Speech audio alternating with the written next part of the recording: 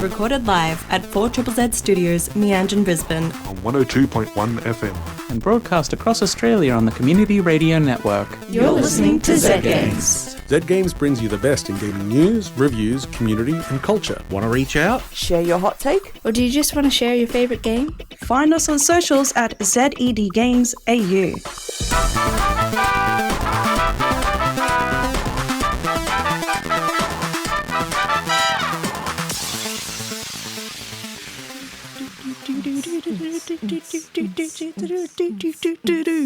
Hey. Hello. We're Zed Games. I'm Maylee, and I'm here tonight with Zahra. Caroline. Woo! We're here to talk to you about video games. And not just video games, Maylee, as you like to reiterate. Wow. Games. I like to act like I'm so passionate, but I said video games. Look, no. We're all human. We all forget that there are other types of games. Board games. Tabletop games, role-playing games, imaginary games. Bloodsports. Yes, that also counts. LARPing as well. That's also a type of game. Yeah, we've never covered LARPing, though. That's role-playing, though. Just live role. Yeah, but TTRPG and LARPing are very different. Very different. Don't ask me how I know. How do you know? I don't know. I know nothing. We should check out LARPing together sometime, I think. I would love to do that. Oh. Yes. I want to somebody with a stick. All right. We're going to feed that out in the background. Otherwise, this entire episode is going to be just LARPing preparation, I guess. Yeah, stay tuned for a few months. Yeah. Sorry, Maylee, back to you. What are we here for? We're here to talk about games of all kinds, review some games, talk about games, and what games have you guys been playing recently? So I've recently got free time again. As opposed, look, you'll get there. I had to suffer. You will have to suffer as well. Classes can't last forever. No, they can't. So I've sort of been a little overwhelmed because all semester I've been when I finish, I'm going to play this. When I finish, I'm going to play that. Yeah. So I've done that before. Yeah, so I'm sort of doing a little bit of a hot potato with games at the moment. There's been a little bit of Warframe. There's a little bit of End Transmission. There's a little bit of Trash Goblin, which I'll be reviewing later. So it's just kind of been a little charcuterie board of games for me. I've just been bringing up the Steam pages of the games that I want to play after this last assignments are done and just gazing at them longingly. Yeah. I really want to play Blueprints. Oh my God, don't. Yeah. That's also on my list of games I want to play. I did try and play an idle game, but then I got too absorbed in it and didn't. It wasn't idle. It was a very active game for me. Gaming. Oh, how about you, Maylee? What have you been playing recently? I have. I was expecting the question and I had my answer lined up perfectly, and now you passed me. I got nothing. What was it? I've been playing Dragon Age, the new Dragon Age. Oh. I've never played any of the other Dragon Ages. So really? So you're going into it one to blind. start with. Yeah. Interesting. No, I think this is probably Yeah. the best way to get into it because it's hard getting into The first one with all its jank. Oh, but isn't it? It's something special about that jank. It remains those smooth my textures, favorite. that muddy looking mud. It's just the kiss animations of very Sims 1 I've never played any of them, but I did use Tumblr growing up when they were around. So I've seen these janky kisses. You've basically played it then. Yeah. Okay. Not super far through. What are you playing as? What's it the Guardian one? I got the shield and the sword, and what race? I like to play the human people. That's okay. Wow, that's both allowed. of their faces fell. What do you like to play as, Zahra? Canary, obviously. Same. I'm sorry. 8 feet tall and give me horns. Thank you very much. Please and thank you. But look, humans are right. Humans are okay. Humans are cool. Alice is a human. Wow. I don't know I feel like it's coming through in the audio, but if it's no, not, I love humans. they don't believe it. Yeah, no, humans, they're pretty good. Some of my Pretty favorite sure people these two are humans. trying to kill all. Oh man, do we have to move on from this? Yeah, we do.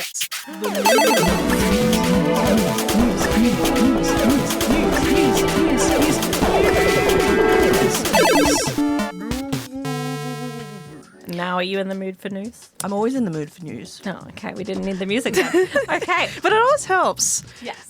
This week in gaming news, Switch 2 shenanigans. While millions have been enjoying the new Switch 2, there are some who are going through a bit of a bad time. 3,000 consoles have reportedly been stolen from a truck transporting stock from Nintendo of America headquarters to a GameStop store in Texas. That is worth approximately 2.1 million Australian dollars. And they are also unsure at which point in the truck's 2,143 kilometer long journey the consoles were actually stolen. So they don't really have a... that driver. What, they didn't notice that the truck lifted a bit at some point, was a bit lighter Well, through the journey? Maybe it was like when they were So on it their was- break having a sleep or in some I don't know. restaurant. The driver was unaware that he was transporting Switch 2 consoles, so I'm not too sure if that's Sounds like so a... secret. I don't know if that's like a thing that they do where they keep it like a secret from the driver. And there were pallets of consoles on the truck's trailer, which seems to imply that this was sort of planned and coordinated. So there might be a group of Switch bandits out there with 3,000 rogue consoles. I love that. Moving on. Oh, Caroline, do you want to read this next one? The SAG-AFTRA strike is done. Yeah. After more than 300 days, the strike has come to an end after a deal was met for a new interactive media agreement with major game companies such as Activision, Electronic Arts, Insomniac Games, Disney character voices, and more. The agreement provides compounded increases in compensation, health and retirement contribution rates, and informed consent across AI implementations. It also gives performers the ability to suspend informed consent for digital replicas during a strike. Which I think is a pretty big deal. That's an important point to include in there. It ensures that, the union still has control over things, even if they're not really in agreement with the company that they're working with. So that's going to be interesting seeing how things end up changing over the next year. Everybody should unionize. Everyone should unionize. Unions are good. Do it. Power to the people. Power to the people. Queensland Games Festival rundown. So the 14th of June was Queensland Games Festival with another stunning assortment of locally made games.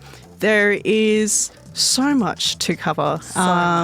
But there were over 2,000 visitors, more than 36 games on display, as well as industry networking events and the new Amplified Game Space, which has made this easily the biggest, and dare I say the best, Queensland Games Festival yet. The People's Choice Award went to Key Fairy by Our Machine, while second place went to Bumper Bout by Rocco, and third place went to Lone Pine by Bang Bang Bang Interactive. Bang, bang, bang. The winner of the Renegade Award for Innovation, presented by Ren, creator of Unpacking, was Rita by Spork Tank, which is a gorgeous little game. It was lovely. And the Emerging Game Award presented by Screen Queensland went to Moonbrella by Jet Williams, while Best in Show went to Chunk by Broadside Games.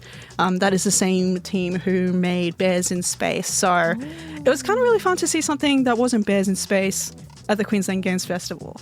We've had that banner with the bear holding the spaceman over his shoulder with the, just the perfect amount of sheen. I love those bears. I love that bear. But it's kind of nice to see something new, a little different. Caroline, do you want to go into the news nibbles? Yes, I shall nibble on some news. There is a release date for the sequel film Return to Silent Hill.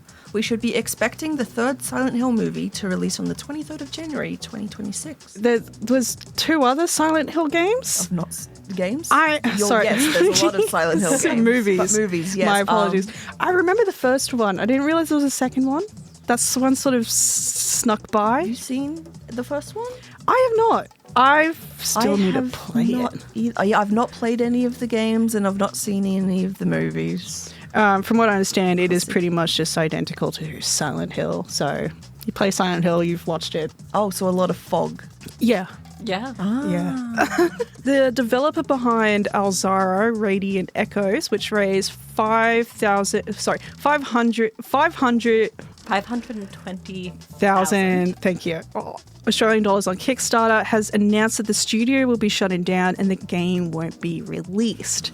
Footage of the demo could be shown, but the demo itself may never be released due to copyright reasons. Oh, Kickstarter. Which That's is... just the risk with Kickstarter, I guess. It is. I don't Sucks. want to get people to be like, oh, don't get from Kickstarter, because there's so many amazing things. There's a lot of amazing But I've projects. had some rough, broken heart experiences. Yeah. I know Aqueducts is a game that recently hit their Kickstarter goals, and that's good.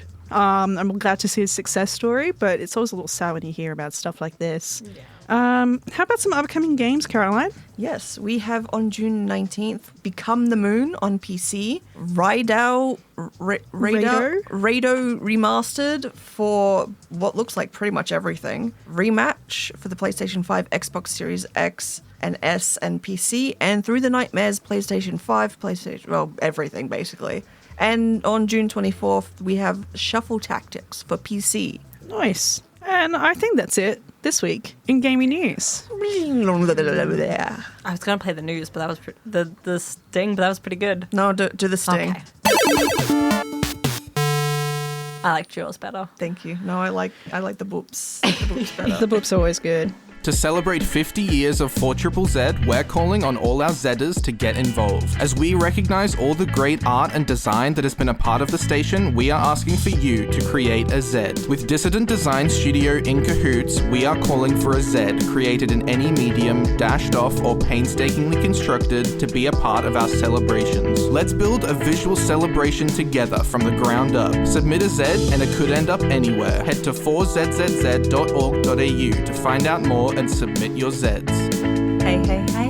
Hello. Welcome back to Zed Games. Zed Here Games. on 4ZZZ. We're here to talk about games, and we've got one game in particular in mind. What game is that? I've got Trash Goblin by Spilt Milk Studios.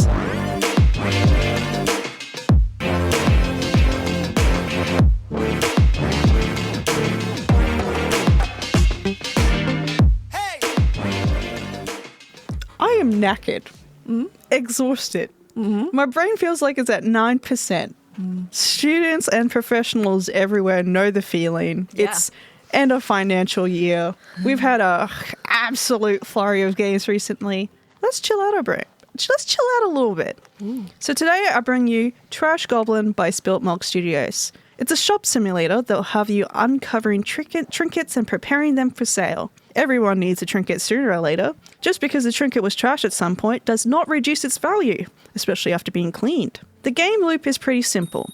Each morning you wake up full of energy, and your friend Eamon knows where to source the good garbage. At your workbench, you reveal the trinket within by chiseling it out of the rubbish. You can then clean the trinket. Hopefully the trinket isn't too damaged.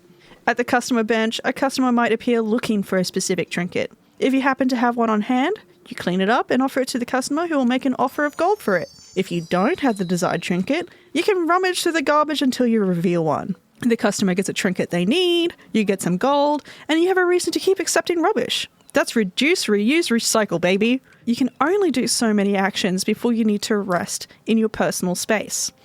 That's what your sleeping nook is called, your personal space. Resting ends the day, rallying your earnings and trinket discoveries. I'm going to call my bed my personal space. I've decided that now. Each customer is a bit of a character, as they always are, introducing mushroom people, frog people, ordinary humans, really people of all sorts. And some of them are your typical customers, but some of them are fellow tradespeople who can potentially help you out unlocking new abilities. The first you discover is tinkering, allowing you to repair trinkets. I wanted to take a moment to talk about the art. You're in your trinket shop where it's all in a painterly, semi-3D art style. The character portraits are fabulous. All sorts of colourful figures with a vibrant, brilliant 2D art style with just enough stylization that makes me feel like the artist had fun. And the trinkets are all 3D models that you can rotate and move around. Cleaning and chiseling is actually a lot of fun. When cleaning trinkets, taking your time to clean is key to maximum cleanliness. Woof. But chiseling is just so satisfying. You chip away at these blocks, some being harder than others, to reveal the trinket. Some blocks need to be chiseled in just the right way to remove them. And there's something about it that is just a lot of fun. The sound that accompanies it really does contribute to that sense of satisfaction when you reveal the trinket. I think this game might be cleaning propaganda, but whatever. You can upgrade and customize your shop, increasing storage space, or just make the space more inviting.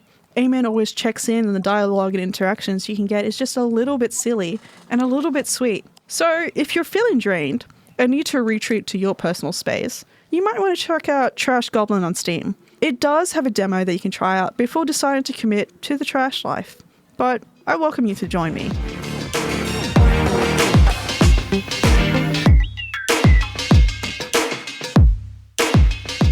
I'm looking at the pictures of it and it looks so cute. It is just, the character portraits are so much fun and so Beautiful. satisfying, and just have like just a really good, just really fun designs. Oh no, Like- I need to play this. I need to play I this see right this little now. guy. I think he's a frog, a blue frog, and his name's Raniel. There's a frog character that you sort of run into early on, and what did you just see, Maylee? There's a yes, There's like a what's that, like like a cocker spaniel, like I a think? cocker spaniel, a spaniel of some Just yeah. form in a like a bard set. Oh, he's the cutest thing, Virgil. I want to give you head scratches. Yeah, there is a huge range of characters who are customers, and they're all just absolutely delightful. And they're all just a little bit silly and a little bit funny and a little bit sweet as well. It's definitely worth checking out, I reckon. It looks, from the look of it, it's reminding me of those videos where people are restoring old things. It is and a that bit. that scratches a really good itch in my brain. Yeah, and it's just like a lot of the sounds really contribute to that. With the chiseling, you get this really sort of like tink, tink, tink, chipping sound. Yes. And the tone of it sort of changes depending on how hard the material you're chipping away is. And it's just really fun to like rotate the trinket in 3-dimensional space and be like, oh, where's the garbage? Oh, there it is. Going to scrub it away with my sponge, and that's my sponge cleaning noise. Is that the noise the sponge makes or the goblin? I think that's the sound that I make Oh, mentally. you, yeah. It's kind of like, I don't know how to describe it. So generic cleaning sounds, just like. But I like that squeaking sound that happens when things are like squeaky clean. I hate that noise. Well, too then bad. you'll hate the game. You hate the game. You Nah, shouldn't I'm play sure it. you could turn Bah, the noise off. humbug. Yeah. There's actually quite a lot you can sort of fiddle around, and some accessibility settings as well, which I always appreciate. I hate clicking so much. Just yes. let me just treat the button as if it's always been clicked. Yes. Yes. Yeah. Thank you for that wonderful review. I'm feeling chilled tonight. I'm Maylee. I'm here with Zahra. I'm sleepy. And Caroline. I'm here with Zahra and Sleepy Caroline. So we are here talking about Queensland Games Fest. We mentioned it earlier in the show, but we know that some of you couldn't make it. Yeah. And I'm sure everyone who could make it was there, because why would you want to miss out? It was awesome. Just FYI. So we thought we'd give you a little recap of what went down in case you missed it. Obviously, there were so many games. Too many games to go over, but just a couple. We're going to... I think probably easiest to get through is the lineup that we had for Amplify Games. So it was just kind of like a sort of a bit of a showcase, half an hour for each game where we could play the game and talk about the game with the developers, and we had it live streamed and everything, which was... It felt pretty professional, if I do say so myself. And like throughout the day, we had the following games. We had Lone Pine by Bang Bang Bang Interactive. Bang Bang Bang. We had Bump About by Rockalot. We had Lady Skater by Alex Drummond. We had the Hare and the Wreath by Lili Piri. We had Yumcha by Quokka Games. We also had Rodent Rollers by Mobster Lobster Games. Everyone really loves their names. Aqueducts by Reed and Jack. Stellar Scavengers by Tam. Slime Time by Flow State Games, and Dungeon Pizza as well. So those were just the games that we showcased for Amplify. There were so many more games in the Greater Festival, which we'll talk a little bit about later. But we got to all interview these developers about their games. Maylee, do you want to start off with Lone Pine? Because they were like first and foremost. Yeah, Lone Pine was it is. I don't know why I was talking past tense. It's a point and click, beautifully painted. Yeah, it had like almost a watercolor art style. Very similar to like Broken Age, if you played that point and click adventure. It's set in a sort of hodgepodge forest, so it's drawing from all over. But I got strong Appalachian vibes. Yeah. And you are going up to the wilderness to take photos, or hopefully take photos of cryptids. And I say it's a hodgepodge of cultures because you'll see them from all over, including from Australia. But you go up there with your little camera, and it's got branching dialogue, which is my favorite thing. It's got a really neat photography mini game. Yeah, you have to take a good photo. How else can you prove that cryptids are real if you cannot get a good photo of the cryptid? Exactly. This is a chronic problem in the cryptid zoology community. Yeah, better get that exposure set right. So it's really beautiful looking game, really exciting premise and fun setting. I mean, who doesn't love cryptids? Who doesn't love Appalachia? And who doesn't love branching dialogue with different endings? Yeah. It's got a lot going on, and they've only been working on it for a little bit under a year, I think. Yeah. So there's still a lot more game to go. But the demo that they had looked amazing. It looked really, really polished. So I'm really excited to see. Check them out. Follow along their journey. I got to play Bump About by Rockalot. I was not good at the game. So it is competitive pinball, but it's not like who gets the highest score. Your pinball boards are connected, and you can sort of attack each other with your pinballs. It is very chaotic. Such a simple twist on the pinball concept, and it just has transformed it into this horribly competitive game. I played a few rounds of that. I believe me and Peter played 3, and I won 2 of them. I am the pinball. I let him win the third one too. Oh wow, Yeah. that was good of you. Felt sorry for him. Yeah, definitely. The Hare and the Wreath, you interviewed them as well, didn't you, Maylee? Yes, I did. That was.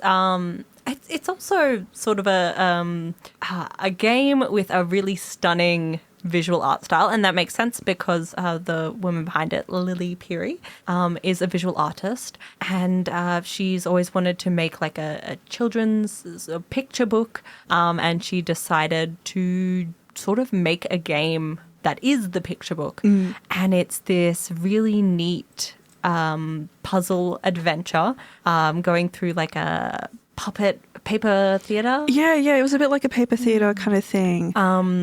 As you go on this journey through the slides, and you do, like in the demo, one of the puzzles was making the right ingredients ratio to make a cake. And it was a small demo again. I mean, it's also earlier on in the production, but it was very striking.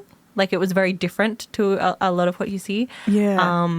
And it was all hand painted as well. Yes, like not like hand painted hand painted, but like actual paint to canvas. Hand painted, and then scanned, and there's this intricate process that I don't know enough about art to explain, but it was very impressive when she explained it. Yeah. Quite a little bit more intensive, like getting the painting into the game than I expected. It had like the grain of the painting in the screen. It was cool. Caroline, you got to play Slime Time, didn't you? I did. Thoughts and opinions? It was fun. Yeah? Yeah. Did you win? I did, but at that point the game had glitched out in a new and an exciting way that it didn't go to the end screen, so I was just constantly by myself just in a destroyed level, which was actually very fun. I don't know why, I just enjoy finding new bugs. I mean, you were a really good playtester. No. I mean, like sometimes like a multiplayer game where the concept is simple. You eat the other slimes and you get bigger. I believe it's up to 8 players. 8 players? Yes. Dang, that's a lot of chaos. Yeah, we played with 4 players, me, Peter, and the 2 developers. Very competitive. It's very, like, not precise controls because you're a slime. You've got to kind of... sort of jiggle your way. Yeah. But it's once you get used to it, it feels very satisfying to, like, sling yourself to a little glowing thing and eat it so you can get a bit bigger and munch another slime. Yeah.